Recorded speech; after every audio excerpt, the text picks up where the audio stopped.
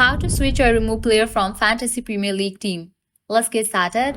Launch your Fantasy Premier League app, or also you can launch your Fantasy Premier League account in the web version. For this video, I'm going to use the web version. Once logged in, you'll land to this kind of page. Now over here, you'll see the option of pick team. Click on that.